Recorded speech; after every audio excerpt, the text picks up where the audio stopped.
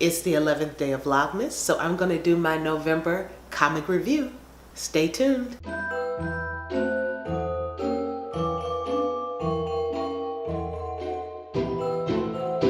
Hi everyone, April here. Welcome to my channel and welcome to my November comic review where I discuss some of the comics that I read in November. You know, just have a little chat. I got a small little stack here and some notes, so let's get started. First up, I have Frostbite, written by Joshua Williamson, art done by Jason Sean Alexander and Luis NCT. I'm not sure how to say that. But this is a post-apocalyptic tale about a world decimated by a second ice age. And to compound on that, the survivors are being ravaged by a disease called frostbite, where if contracted, the person basically freezes, turns to ice from the inside out. It is extremely painful, highly contagious, and incurable up until now.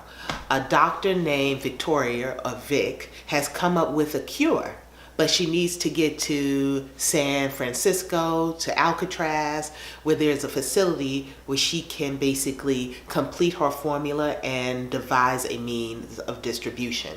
But she's currently in Mexico City, so she hires a group of transporters led by this one here. Her name is Keaton, to get her from Mexico City to Alcatraz. Keaton is an unsympathetic anti-hero who you can't help but root for. She is problematic and messy, but she kicks ass. The artwork is pretty nice,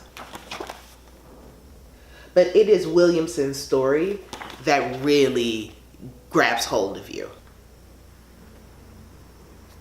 The characters are rich, colorful, and complicated, and the dialogue is great. The pacing is good.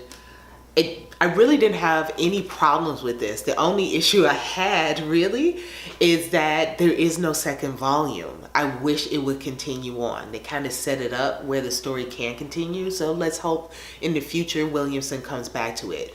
But as a one-shot, I would still recommend it. It was a really compelling and interesting and fun story, and I like strong female leads, and Keaton is definitely that. Next up is Swing, written by Matt Hawkins and his wife Jenny Chung, art done by Linda Sedgwick of Sunstone fame. This is a adult erotic romance about a couple named Kathy and Dan. They have been married for about 10 years and they have fallen into a bit of a rut. You know how the saying goes, no jolts, no surprises, no crises arise. Their life goes along as it should. It's all very nice, but not very good. Barry Manilow, y'all. He writes the songs the whole world sings. I guess they have that 10-year itch and they want their spark back. They love each other, they love their family, they love their life, but they're bored. So they try to dip their toe into the world of swing. It doesn't go well at first. In fact, it goes comically bad. But by the end of the first volume, they're getting into the swing of it. It's all about trust. Let's see, is there anything I can show here? Yeah, here's some example of the artwork. Again, this is an erotic adult book, so I can't show too many of the pages. But yeah. It's interesting. I really like this. I like the slice of life nature of it. It's very much of the moment and of the current time, and where the subject matter, especially the sexual aspect of it, could have gone really porny. I think Matt Hawkins and his wife and Linda Sedgwick have come together to create something very tasteful and lighthearted and fun. This was a fun read, and if you're a mature adult, I think this would be quite entertaining. Next up is Fashion in Action, written by John K. Snyder III. This is a reprint of a 1980s action adventure comic series. It centers around a celebrity protection agency called Fashion in Action, FIA, and its leader, Francis Knight. Everything about this is very true to the period.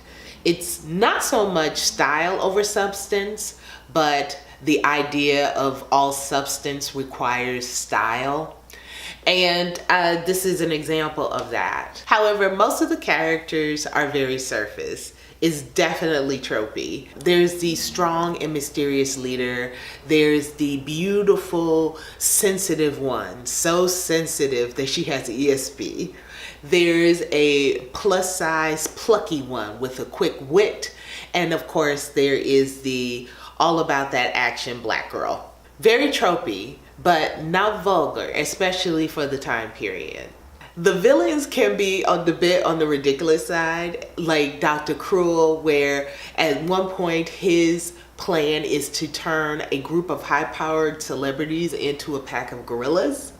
And then there is Roxanne, who basically has a form of single white female syndrome with Francis here that goes awry.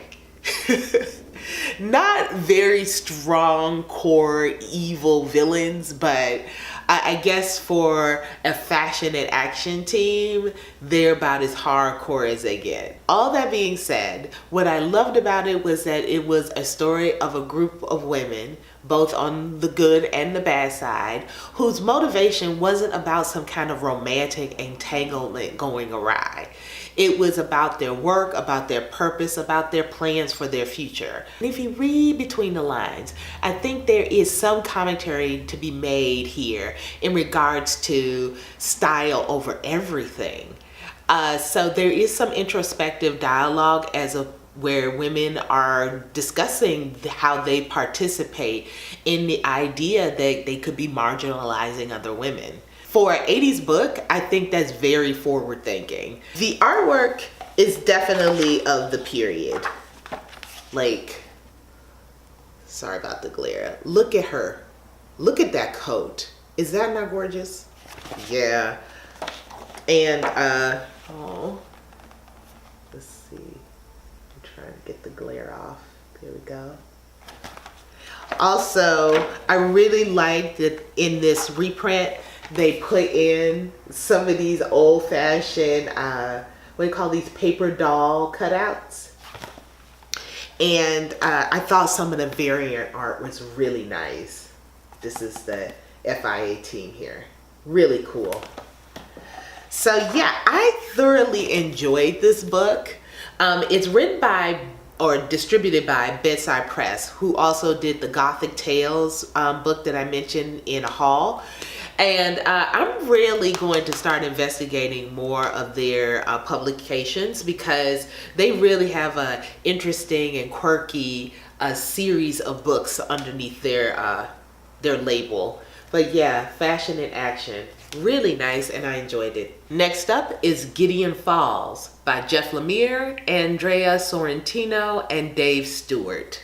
This is a horror series by Jeff Lemire that is basically about the legend of the Black Barn. See it on the back. Yeah. The Black Barn is a physical structure that seems to appear out of nowhere inside of the borders of a town called Gideon Falls.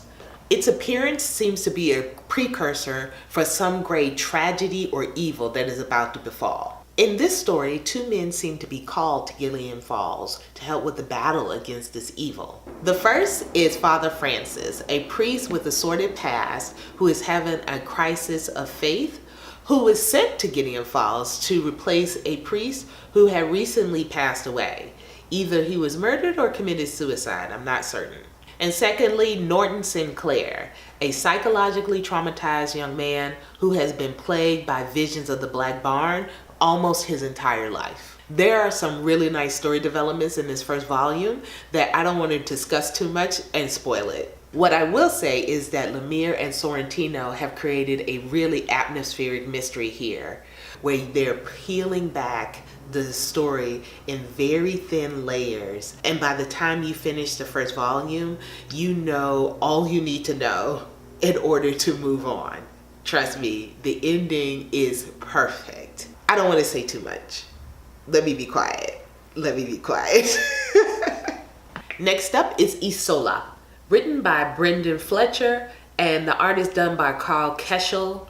This is a fantasy series about the Queen of Mar, I think that's the town, Mar, who by some mystery was transformed into a Bengal tiger. And she and her captain of her guard are traveling to a mythical island called Isola, where they hope to find a cure for this curse. Brendan Fletcher was one of the writers on Motor Crush, and that alone pretty much recommended this to me. But the two stories couldn't be more different. Where Motor Crush was fast and quirky, this is definitely more ethereal and poetic, kind of like a Samuel Taylor Coleridge poem. In Xanadu did Kubla Khan a stately pleasure dome decree, where Alf the sacred river ran through caverns measureless to man, down to a sunless sea. That's what this feels like. Fantastical, beautiful, ethereal, dreamlike. And the artwork matches that. Such beautiful colors.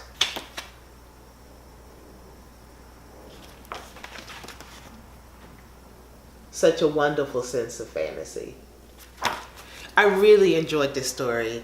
I know they're continuing it on, so I can't wait to get the second volume. I know I say this about a lot of the authors, but Brendan Fletcher may be another new one to watch for me. Two different stories, both just beautiful and compelling and interesting. Yeah, he's definitely on my watch list. And lastly, I have The Terrible Elisabeth Dumn Against the Devils in Suits by Arbisson. He is the writer and the artist. Arbisson is from Brazil. This was originally printed and released on a Brazilian publishing house. I think is IHQ. But Image Comics, I think, solicited the rights in order to reprint it in English and distribute it through their own label. This is about a man who made a deal with the devil for success and fortune in exchange for his firstborn child. Well, it's 25 years later and the devil has come to collect. Unfortunately for the man, his firstborn is his only son and he doesn't want to give him up. So he offers the devil another deal. Take my daughter. The devil is curious and asks, why would I take your daughter when I already have your son? And the man says, well, because my daughter is terrible. So terrible, they say that even the devil can't tame her. I will say this, Elisabeth Dumn is a terrible person, but the artwork is amazing.